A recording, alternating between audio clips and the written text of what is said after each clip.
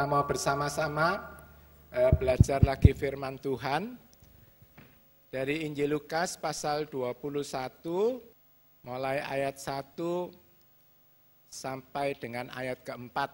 Singkat saja saudara-saudara, dan saya percaya kisah ini sudah kita kenal.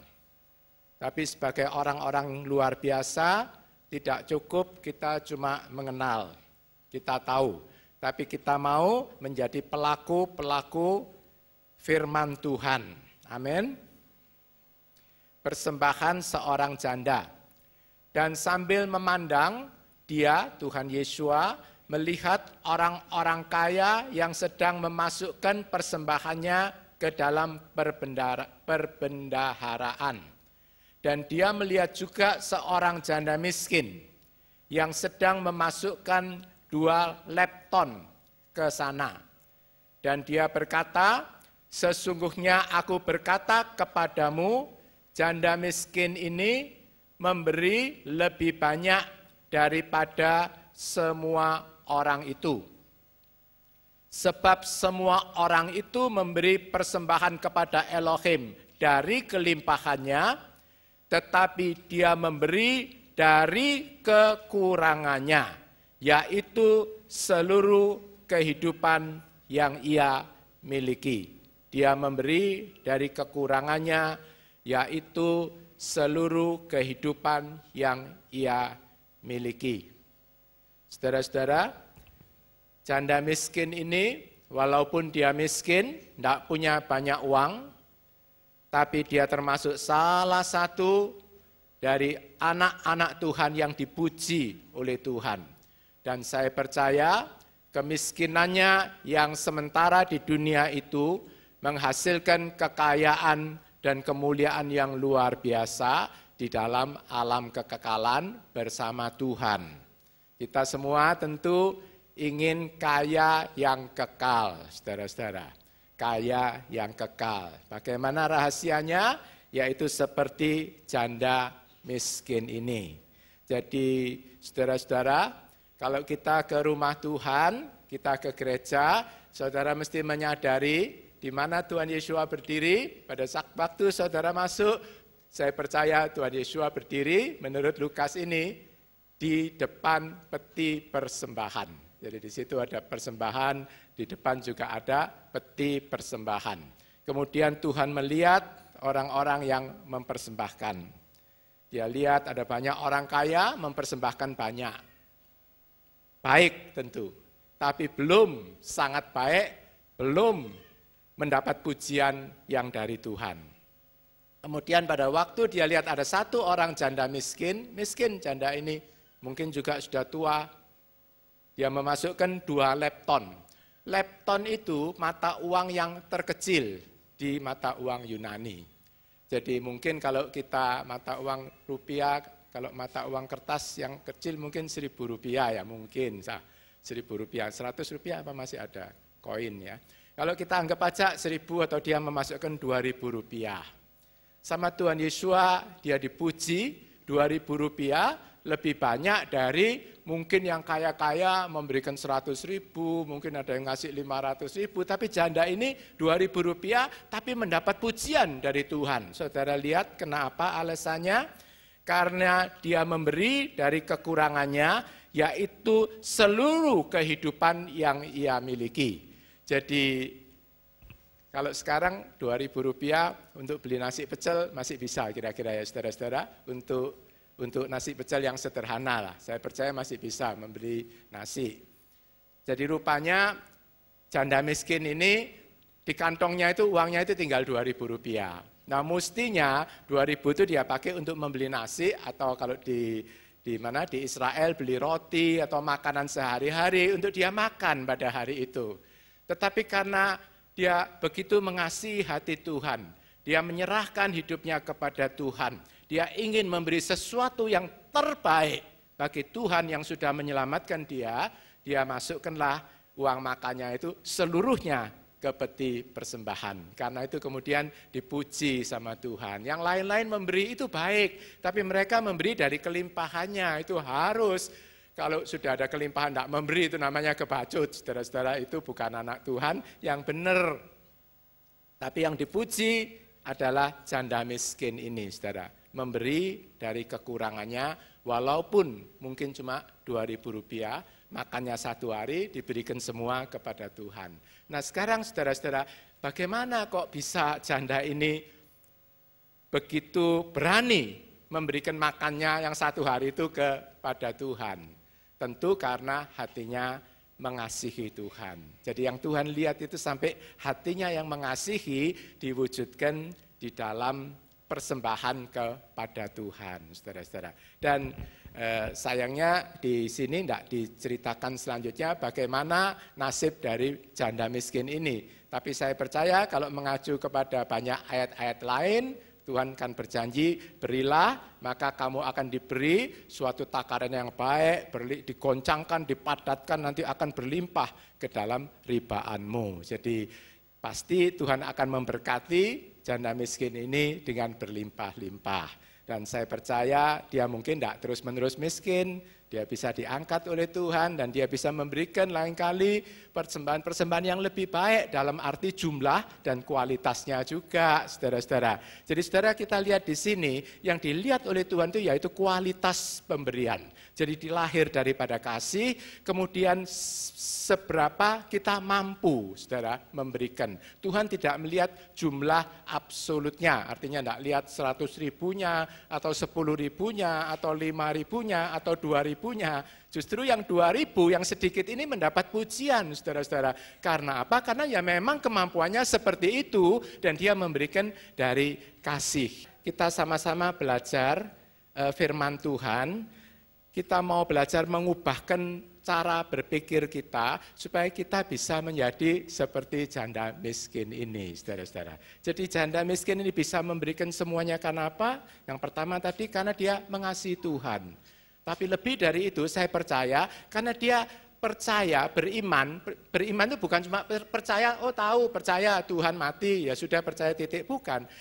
Beriman itu artinya percaya dan berserah. Jadi artinya janda ini betul-betul sadar di dalam hidupnya bahwa enggak masalah lah aku enggak punya uang. Yang penting itu aku punya Tuhan dan Tuhan melihat apa yang aku lakukan di dalam kebenaran dan hati yang mengasihi dia. Pastilah besok Tuhan itu akan menyediakan aku makanan. Jadi kira-kira seperti itu cara berpikirnya. Dan cara berpikir seperti ini saudara-saudara harus kita miliki supaya kita bisa menjadi seperti janda miskin ini. Seperti janda miskin dalam kualitasnya, dalam hati yang mengasihi Tuhan, dalam iman yang berserah. Nah tentu kalau jumlahnya ya kita merindukan bisa jauh melebihi dari Rp2.000. Kalau bisa mungkin saudara Rp10.000 atau Rp5.000 terserah. Nanti kalau sudah memberkati bisa memberikan lebih banyak lagi. Tapi kita mesti mulai bertindak sekarang saudara-saudara untuk menyatakan iman itu. Tidak bisa, jangan ngomong nanti kalau penghasilan saya sudah Rp500.000 baru saya bisa memberikan persembahan. Sekarang untung saya cuma Rp10.000. Nanti kalau dipersembahkan kan kurang, tidak cukup untuk makan. Nah itu bukan orang beriman.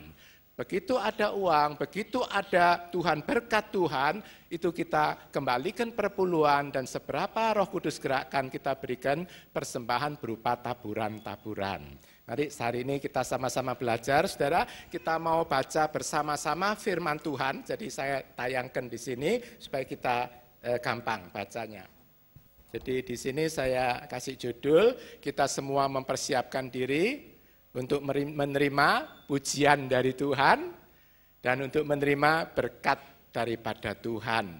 Di dalam sejarah bangsa pilihan ada beberapa masa di mana Tuhan itu bekerja luar biasa sehingga kekayaan bangsa-bangsa lain itu diserahkan kepada anak Tuhan. Bukan ngerampok ya saudara-saudara, mereka menyerahkannya dengan rela hati, memberikan pada waktu contohnya Israel keluar dari Mesir, orang-orang Mesir itu memberikan emasnya, anting-antingnya, harta wis ini ambil semua, kamu keluar gitu. Dan mereka membawa kekayaan bangsa-bangsa. Saya percaya di zaman akhir ini akan terulang lagi sebelum Tuhan Yesus datang, Tuhan itu akan memberikan berkat-berkatnya kepada kita semua, kepada saudara-saudara.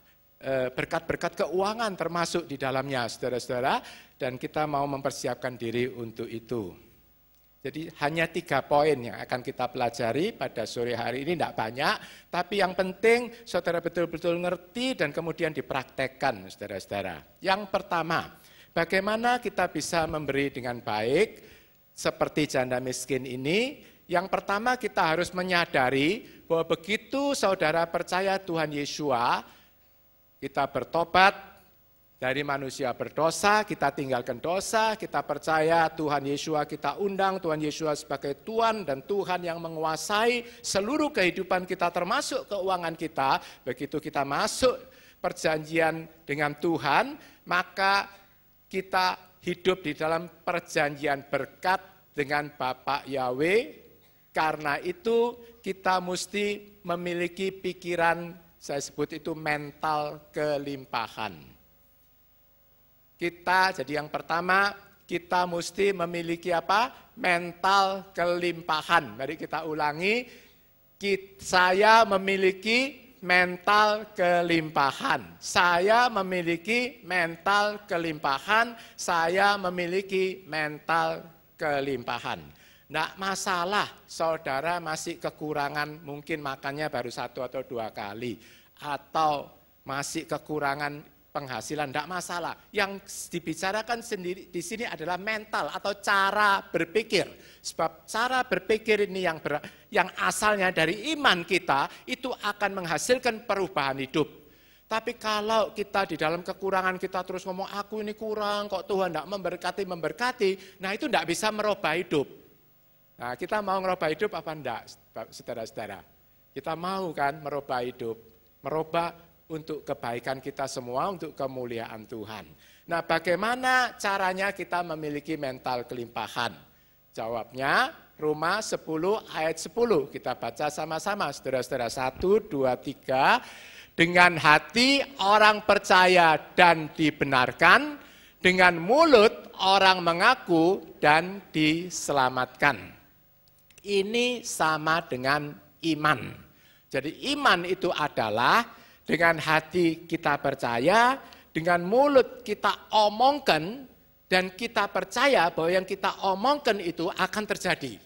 Sekali lagi, iman itu dari hati kita percaya apa yang dikatakan firman Tuhan, dan kemudian kita katakan, kita ucapkan, kita proklamasikan apa yang kita percaya tadi, dan hati kita mantep percaya, yang tak omong no itu akan terjadi. Karena itu yang ngomong adalah Tuhan sendiri melalui, kan ini kita baca dari firman, oleh Roh Kudus yang ada di dalam diri kita. Jadi bukan manusia biasa. Itu yang disebut saudara ini luar biasa, bukan karena kepintaran kita.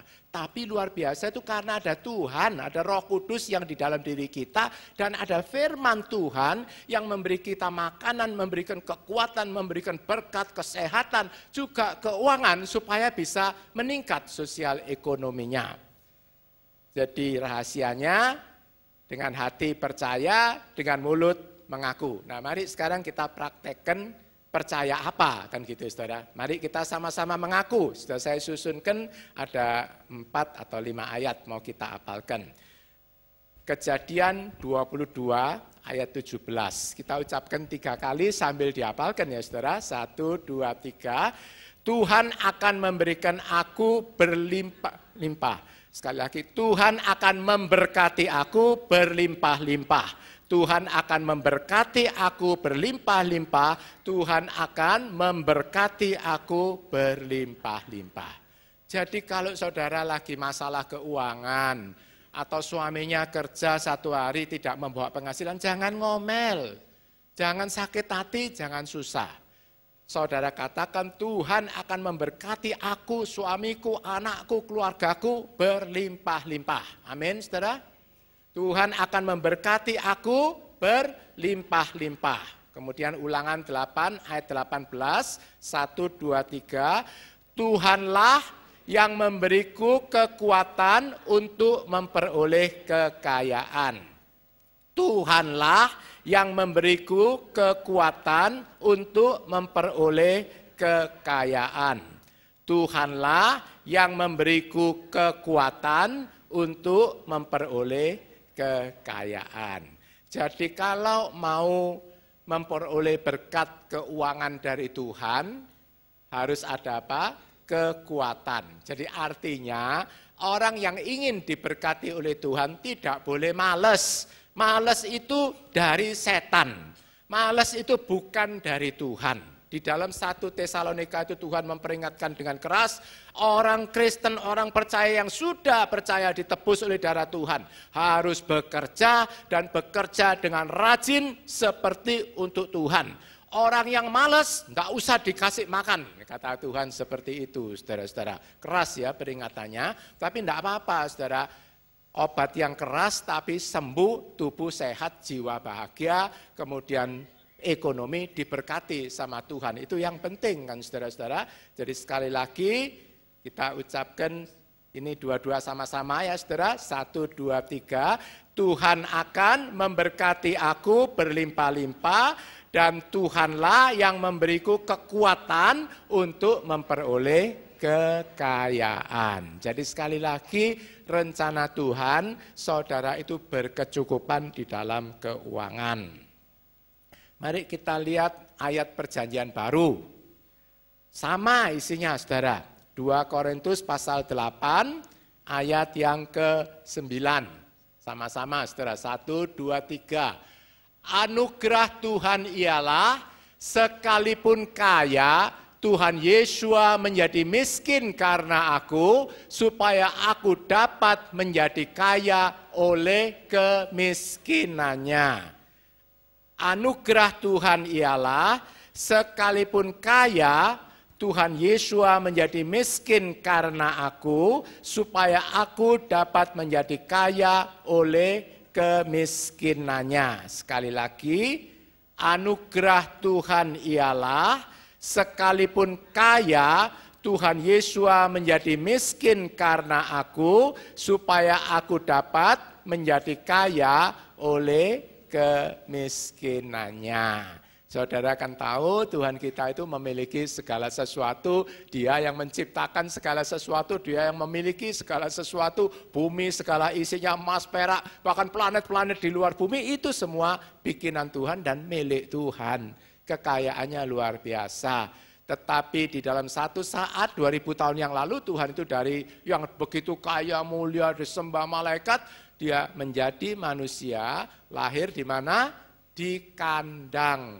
Di kandang. Jadi sampai tempat untuk lahir aja, tidak ada yang hotel-hotel yang mewah atau rumah sakit yang mewah, saudara. Tapi di kandangnya kerbau atau kambing. Kan dia tinggalkan, kan dia miskin, sangat miskin, saudara-saudara. Untuk apa Tuhan itu menjadi miskin? Di Korintus diterangkan, dia menjadi miskin, supaya melalui Tuhan menjadi miskin itu, saudara dan saya yang percaya, itu bisa menjadi kaya oleh kemiskinannya. Nah hari ini kita belajar bagaimana cara-cara Alkitab, supaya kita itu bisa diberkati sosial ekonomi. Jangan peduli dengan keadaan yang makin sulit. Kekurangan dan lain-lain di mana-mana. Jangan terpengaruh kata-kata teman dan lain-lain. Tapi kita fokus pada firman Tuhan, apalkan ayat-ayat ini, dan juga bekerja dengan rajin. Setiap kesempatan yang Tuhan buka, itu saudara ambil, saudara doakan dulu. Oh apa ini Tuhan jalannya? Kalau saudara mantap, ya saudara jalani dulu. Mungkin gajinya sangat sedikit, atau mungkin biasanya kalau kerja sekarang pakai honorer terlebih dahulu, jadi tidak dibayar penuh, dibayar separuh dulu atau berapa, tidak apa-apa. Pokok kita bisa kerja, kita kerja dengan baik, kita kerja dengan sungguh-sungguh, kita bekerja lebih baik dari yang lain. Nah nanti pada waktunya promosi atau peningkatan itu akan terjadi.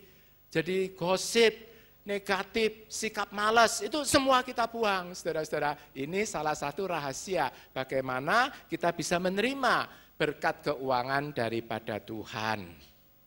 Kemudian ada satu ayat lagi di dalam perjanjian baru, ini menerangkan bahwa Tuhan itu merindukan kita itu berkecukupan di dalam keuangan juga, bukan cuma kaya rohani, tapi di dalam keuangan kita tidak sampai utang-utang gitu saudara-saudara, tidak sampai kekurangan-kekurangan, kecukupan, kelimpahan itu artinya kita bisa memberi. Kita bisa memberikan persembahan, itu sudah limpah. Seperti janda miskin ini, kelihatannya seperti dari manusia kan miskin, saudara-saudara. Tapi dia memberi, dan memberinya itu banyak, saudara. Banyak, karena itu semua yang dia miliki. Surat 3 Yohanes pasal 2, kita ulangi 3 kali, saudara. 1, 2, 3. Tuhan menghendaki aku makmur, sehat, dan jiwaku makmur. Tuhan menghendaki aku makmur, sehat, dan jiwaku makmur. Tuhan menghendaki aku makmur, sehat, dan jiwaku makmur. Makmur itu bahasa Inggrisnya itu prosper. Prosper itu artinya itu berlimpah, berlebih, saudara-saudara. Berkecukupan, bahkan berkelimpahan. Berkelimpahan, itu makmur. Ini rencana Tuhan bagi saudara-saudara dan saya di tempat ini. Itu poin pertama ya saudara-saudara. Jadi kita sudah ucapkan, saudara percaya bahwa apa yang kita ucapkan itu akan terjadi. Sekali lagi kita doa, kita lakukan, dan buang segala pikiran negatif, ragu-ragu, takut, ngomel, tidak bersyukur kepada Tuhan. Saudara di dalam kesulitan, di dalam kekurangan, di dalam apapun mungkin terbelit, ditipu orang, keuangannya minus dan lain-lain, Tuhan itu tetap Tuhan yang baik, Tuhan itu tetap Tuhan yang mau menolong. Karena itu apapun keadaannya, jangan sampai gerundel ngomel sama Tuhan. Apapun keadaannya kita tetap bersyukur, kita tetap memuji, menyembah. Saudara datang untuk melayani Tuhan, menyenangkan hati Tuhan. Dan kita ucapkan ayat-ayat kelimpahan dari surga ini. Apalkan, saudara ucapkan, apalkan, ucapkan. Itu yang akan memberikan kita mental kelimpahan. Sesuai dengan iman, sesuai dengan Roh Kudus yang Tuhan berikan kepada kita. Tuhan dikatakan di Yohanes memberikan rohnya itu secara tidak terbatas. Roh Tuhan itu luar biasa kuasanya, luar biasa kalau diukur itu tidak bisa terbatas besarnya, saudara-saudara, itu diberikan kepada kita yang tidak terbatas, yang limpah, saudara-saudara. Dan Roh Kudus yang Tuhan berikan itu akan membawa kelimpahan mulai dari cara berpikir kita, kemudian juga cara kerja kita, semangat kita, dan kemudian juga keuangan kita akan ditambah oleh Tuhan, bahkan dilipat gandakan, saudara-saudara, melalui kuasa dari Roh Kudus, dan kita taat di dalam cara berpikir dan melaksanakan firman Tuhan. Jadi yang pertama, kita sudah belajar, jangan lupa, kita sudah memiliki mental kelimpahan. Mental kelimpahan, mental kelimpahan. Musuhnya tadi, ngomel, ragu-ragu, kata-kata negatif harus dibuang. Jadi ucapkan terus-menerus mental firman Tuhan yang menghasilkan mental kelimpahan ini. Kemudian yang kedua, saudara-saudara. Yang kedua, kita mesti sadar, dan ini selalu diajarkan, ditekankan di sini oleh Pak Loki, Bu Loki, bahwa kita semua untuk bisa masuk surga, untuk menerima janji berkat Tuhan, untuk menerima pujian Tuhan, itu kita harus rela belajar dan rela dididik dan rela diproses oleh Tuhan. Sekali lagi, rela diproses oleh Tuhan. Karena apa, saudara? Tuhan itu kaya, maha kuasa. Kalau mau memberikan kita berapa aja, Tuhan itu gampang, saudara-saudara. Tapi untuk manusia menerima berkat seperti yang Tuhan mau, itu ternyata tidak gampang rupanya, saudara-saudara. Jadi kalau Tuhan itu memberikan berkat itu gampang, wih nanti hari ini tidak ada uang, besok jadi dapat 1 juta, dapat 5 juta, wah bingung yang terima ini. Kemudian ya melakukan tindakan-tindakan yang aneh, bahkan segala bentuk dosa dunia bisa dilakukan. Saudara, itu Tuhan tidak mau, saudara-saudara. Jadi rupanya tidak sesederhana seperti yang kita pikir. Jadi orang Kristen kan maunya, ya wis aku doa, besok uang itu datang, ada orang yang ngasih persembahan, ada yang ngasih ini, ngasih. Tidak usah berpikir seperti itu, saudara-saudara. Tuhan itu memberi dengan caranya. Yang terpenting Tuhan merindukan jiwa kita itu lebih daripada segala uang. Jadi artinya Tuhan memproses kita supaya kita itu dewasa, tumbuh, dan kemudian kalau Tuhan memberikan berkat, kita itu sudah siap nyonggo, siap nerima berkat Tuhan itu. Tidak kemudian berkat itu mengubah hati kita. Jadi Tuhan mau jangan kita menghargai berkat lebih dari Tuhan. Jangan kita datang berdoa itu hanya minta berkatnya Tuhan tapi tidak mau nurut firman-Nya Tuhan. Itu yang Tuhan mau. Tuhan mau jangan sampai anaknya itu dikuasai oleh rakus uang. Tuhan tidak mau kita rakus tamak akan uang, itu Tuhan tidak senang. Tidak senang kalau kita mencintai uang lebih dari Tuhan. Nah itu yang Tuhan mau. Tuhan mau kita terus bertumbuh dan kuat secara rohani. Sampai saudara-saudara ini semua bisa menjadi seperti Tuhan Yesus di dalam karakter, di dalam kehidupan moral, di dalam kuasa, saudara-saudara, untuk mengalahkan dosa, untuk menjadi terang. Itu Tuhan rindukan seperti itu. Nah untuk itu semua Tuhan akan memproses kita. Jadi saudara, diproses itu bagaimana? Sebetulnya sekolah Tuhan itu utamanya yaitu belajar firman. Belajar taat sama firman. Tapi sering-sering Tuhan izinkan keadaan-keadaan yang tidak menyenangkan supaya kita itu hatinya itu bisa dekat dengan Tuhan. Kalau orang itu terus saja maunya dituruti, biasanya orang itu menjadi yang egois, mengikuti kesenangannya sendiri. Tapi begitu ada cambukan dari Tuhan, contohnya tahu-tahu di PHK, contoh lain tahu-tahu menderita kerugian, contoh lain menghadapi sakit penyakit yang berat, tak bisa diselesaikan. Kemana kita mau lari? Satu-satunya ke Tuhan. Nah Tuhan adalah Tuhan yang Maha Pengasih dan memperhatikan. Jadi di situ kita datang pada Tuhan dengan hati hancur. Kan Tuhan menghargai hati yang hancur, roh yang remuk di hadapan Tuhan, dihargai oleh Tuhan. Kemudian Tuhan akan memberikan iman, Tuhan memberikan penghiburan, dan Tuhan memberikan jawaban serta jalan keluar di dalam masalah kita. Karena itu kita perlu diproses dan rela diproses. Jadi artinya apa? Kalau mengalami kesulitan, sekali lagi jangan ngomel, jangan pikir negatif. Melalui kesulitan, mari mendekat, lebih banyak doa, lebih banyak perkatakan firman Tuhan, lebih banyak paksakan memuji, menyembah Tuhan. Jadi di situ kita ngaku di dunia dan di alam roh terhadap setan, oh ini ada kesulitan, ada kekurangan, oh aku anak Tuhan, itu tidak mempengaruhi kasihku kepada Tuhan, aku akan makin banyak menyembah Tuhan, aku akan makin banyak baca, apalkan firman Tuhan, janji-janji ayat firman Tuhan, kita perkatakan saudara firman Tuhan itu, kita terus puji Tuhan sepanjang hari. Nah di situ setan yang mau mempersulit kita akhirnya kalah. Dan kemudian masalah-masalah itu akan bisa kita lewati dengan kemenangan. Itu yang Tuhan sediakan bagi saudara dan saya.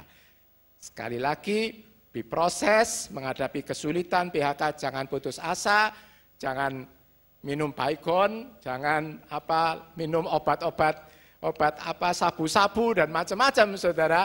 Tapi Tuhan bisa memberi obat yang lebih mujarab, memberi sukacita dari surga. Lebih banyak berdoa, lebih banyak bersyukur kepada Tuhan.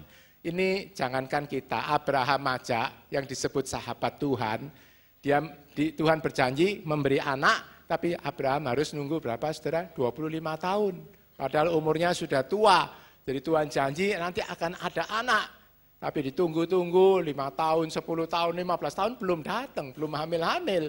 Jadi diproses selama 25 tahun. Musa diproses selama 40 tahun sebelum dipakai oleh Tuhan untuk memimpin umat Tuhan itu masuk keluar dari tanah Mesir dan memperkenalkan Tuhan yang benar dan hukum-hukum Tuhan kepada umatnya. Yusuf sendiri, saudara, diproses selama 13 tahun. Jadi semua yang mau masuk surga harus rela diproses, dididik, menghadapi mungkin kesulitan, sakit penyakit, musibah, apapun bentuknya, macam-macam saudara-saudara yang tidak bisa diselesaikan oleh manusia. Tapi kita tahu di situ Tuhan menyediakan jalan untuk kita lewati. Yang tanpa itu sering-sering kita tidak bisa melihat jalan yang harus kita lewati di dalam hidup ini. Jadi kesulitan itu sebetulnya kita lihat adalah berkat yang tersembunyi. Kesulitan adalah berkat yang tersembunyi. Kesulitan adalah berkat yang tersembunyi. Kalau kita berespon dengan betul terhadap Tuhan. Jadi kalau kita bikin bagannya, kesulitan hidup, penderitaan, itu Tuhan kan izinkan. Maunya setan melalui penderitaan itu kita jauh dari Tuhan. Karena itu kan setan Ayub itu, saudara kalau baca itu kan dikasih sakit penyakit, hartanya semua diambil habis. Tujuan setan supaya apa? Supaya Ayub melawan Tuhan, mengutuki Tuhan. Tapi saudara lihat, Tuhan punya rencana untuk Ayub. Melalui kesulitan ini, Tuhan mau dekat dengan Ayub. Tuhan mau supaya Ayub itu bisa mengalami Tuhan secara pribadi. Supaya sekarang mataku sendiri bisa melihat engkau. Bukan cuma dari kata orang, aku tahu tentang Tuhan. Dan akhirnya kehidupan Ayub dipulihkan, hartanya pun dikembalikan 2 kali lipat sama Tuhan, saudara-saudara. Itulah hasil proses yang dari Tuhan, dengan syarat kita memberikan respon jawaban yang betul. Jadi banyak anak Tuhan sayangnya, tapi mudah-mudahan tidak di tempat ini, pada waktu ngalami musibah, terus kemudian, wah apa, kok Tuhan tidak nolong, wes aku tidak mau ke gereja, wah aku tadi dapat musibah. Itu salah, saudara, itu nuruti maunya setan. Nanti lama-lama jadi anaknya setan. Tapi kalau nurut maunya Tuhan, seperti Ayub, ya enggak apa-apa, aku menderita, dia ngasihi semuanya, dia dalam kuasa semuanya, aku tetap mau memuji Tuhan, aku tetap mau bersyukur, karena Tuhanku Tuhan yang baik. Nah itu kita nurut jalan hidup yang Tuhan berikan, saudara-saudara. Jadi ingat, di dunia ini selalu ada 2 jalan. Ada jalan yang lebar, menuju kebinasaan, yaitu jalan nuruti emosi kita, menuruti kata orang, menuruti perasaan hati, menuruti lingkungan, saudara-saudara. Kalau kaya jadi sombong, kalau kekurangan jadi susah, ngomel. Tapi ada jalan sempit menuju kehidupan, yaitu jalannya Tuhan, jalannya Torah Tuhan, jalannya firman Tuhan. Itu namanya jalan sesek, jalan sempit, saudara-saudara. Nah, kita pilih yang mana? Di tempat ini, walaupun mungkin agak keras pengajarannya atau apa, tetapi itu memang jalan yang Tuhan tunjukkan untuk kita. Itu jalannya sempit, sesek, pintunya sempit, jalannya sesek. Yaitu artinya jalan rela diproses oleh firman Tuhan, saudara-saudara. Jadi Yusuf ini kalau saudara lihat itu luar biasa. Dia anaknya Yakub kan, saudara, dikasih jubah, semuanya rasanya anak kesayangan. Jadi anak kesayangan Yakub kan kaya waktu itu, apa aja dikasih, saudara-saudara. Tapi satu kali dia ditangkap oleh saudaranya pada waktu itu padahal dia mau membesuk, membawakan makanan untuk saudaranya, disuruh papanya. Tapi saudaranya yang iri hati ditangkap, dimasukkan sumur, kemudian dijual jadi budak, dieret-eret ke Mesir, saudara-saudara. Susah dia, tapi tidak pernah ngeluh. Ini hebatnya Yusuf.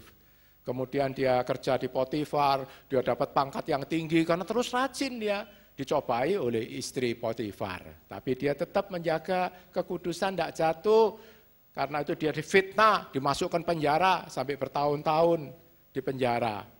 Tetapi dia tetap bersukacita dan tetap bekerja keras, tetap memuji Tuhan. Dia tidak pernah ngomel, tidak pernah nangis, tidak pernah nyalakan orang lain. Dia selalu bersyukur, pokoknya kerja yang keras, bersyukur, berdoa ke gereja, ada persembahan, ada berkat, mengembalikan persembahan, mengembalikan perpuluhan, memberikan persembahan, saudara-saudara, itu terus lakukan, saudara.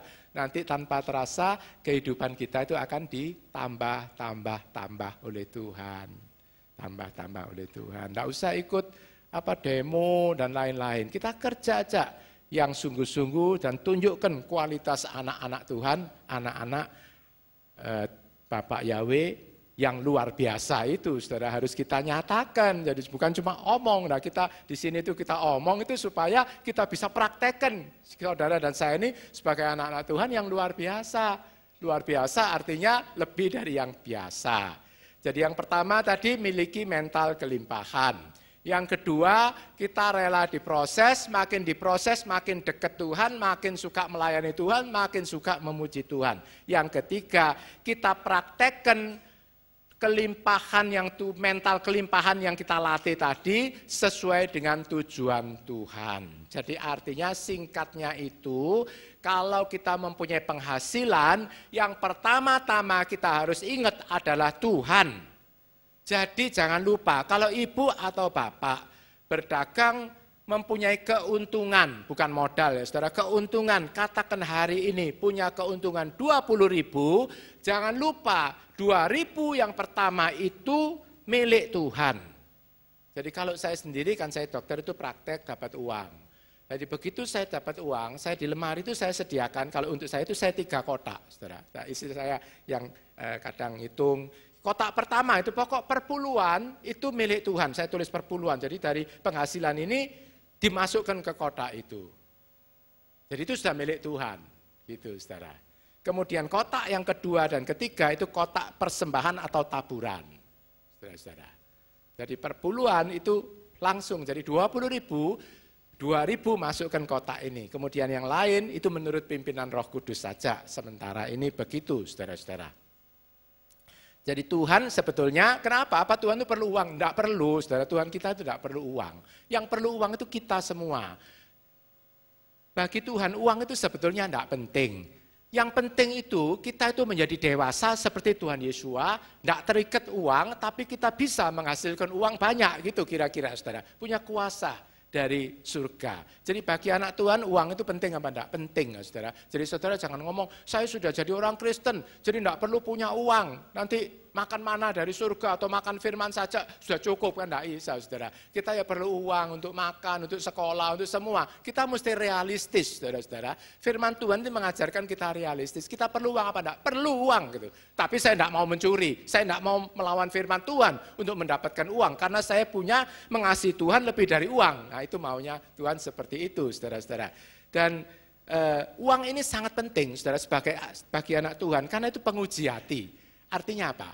Coba saya tak lihat, nek anak-anakku ini tak kasih berkat hari ini, berkat yang lebih, katakan biasanya dapat penghasilan untung 20.000, sekarang dapat 100.000, tak lihat sih masih setia apa enggak mengembalikan perpuluhan, apa taburannya lebih banyak, atau bahkan 100.000 dipakai semua untuk mewah-mewah, nah itu kan penguji hati.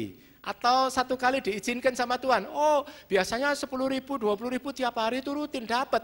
Ini sama sekali enggak dapat, bahkan ditipu orang lagi uangnya. Oh ngomel apa enggak anakku ini, kehilangan uang itu. Nah di situ Tuhan tahu hati kita betul mengasihi Tuhan atau mengasihi uang, kan begitu saudara-saudara. Jadi penguji hati. Dan uang ini penting karena mempunyai koneksi surga. Kalau saudara baca di kitab Maleakhi itu, kalau saudara mengembalikan perpuluhan kepada Tuhan, jadi 20.000 keuntungan dikembalikan 2.000 ke kotak persembahan untuk Tuhan. Kalau punya untung 50.000 atau gaji 50.000, 5.000 itu kita kembalikan kepada Tuhan, kemudian ditambah lagi taburan, entah 5.000 berikutnya atau 2.000 itu terserah pimpinan Roh Kudus, saudara-saudara. Tuhan berjanji apa? Nanti kamu lihat.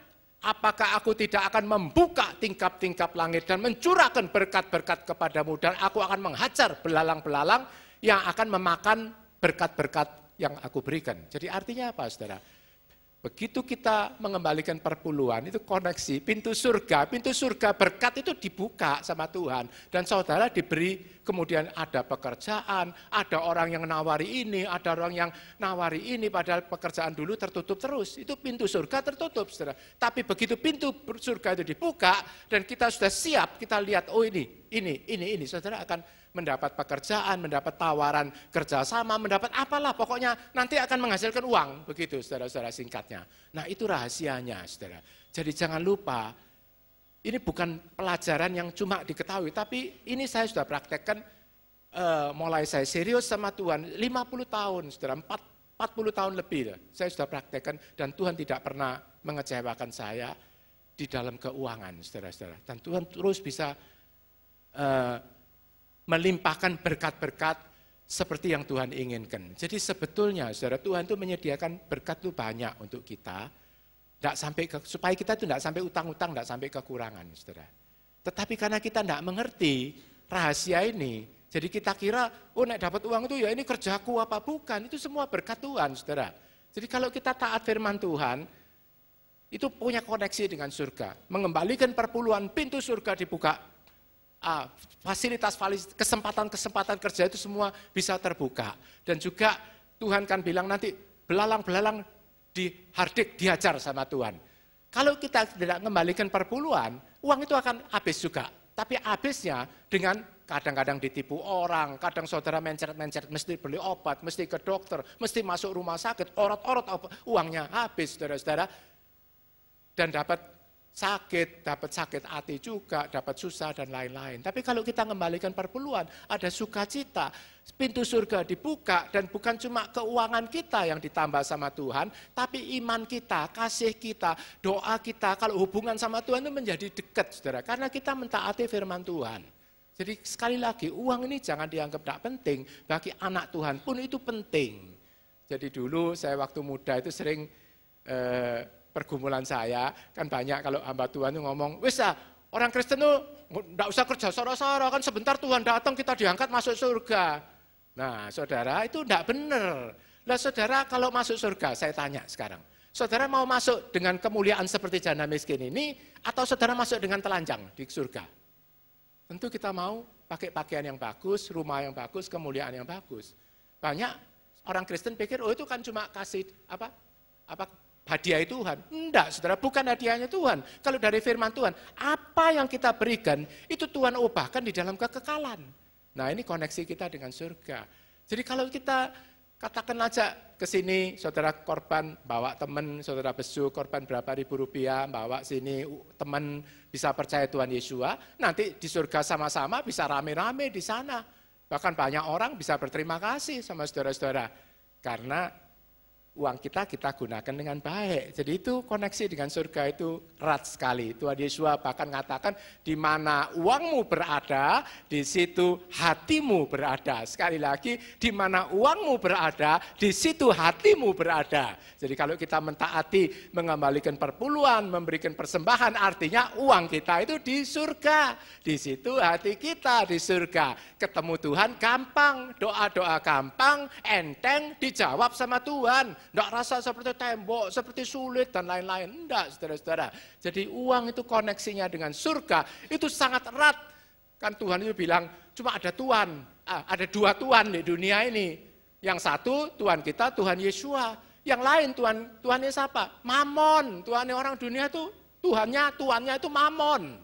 Jadi kita lihat koneksinya, hubungannya dengan surga itu erat.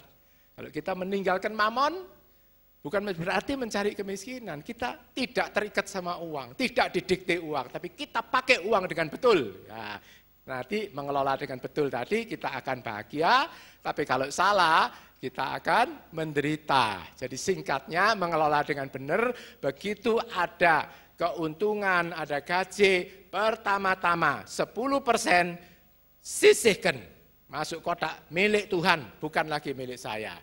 Lah kalau terpaksa Pak disakit, saya harus pakai bagaimana?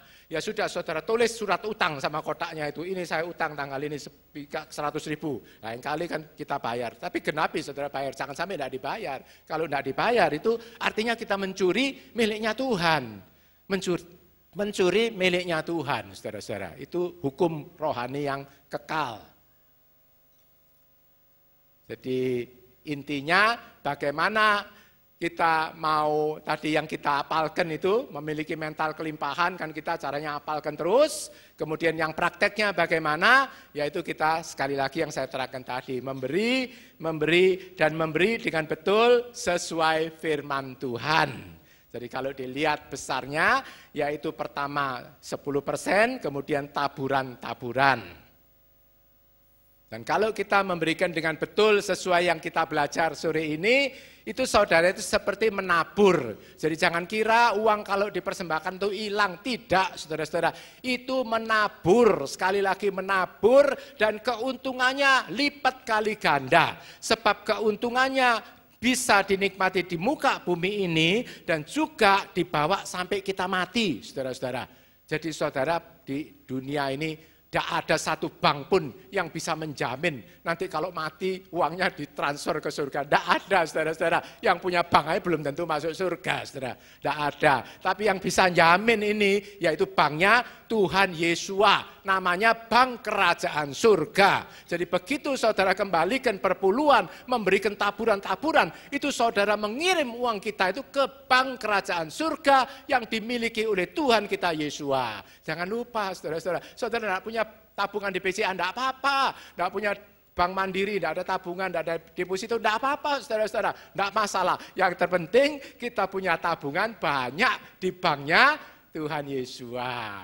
Tuhan Yesua sekali lagi. Mari kita ulangi di sini, memberi sama dengan menabur. Jadi kita baca sama-sama saudara-saudara. Aku senantiasa menabur dengan rela hati, tanpa duka terpaksa, dengan sukacita, dengan segenap hati dan kasih, dan banyak.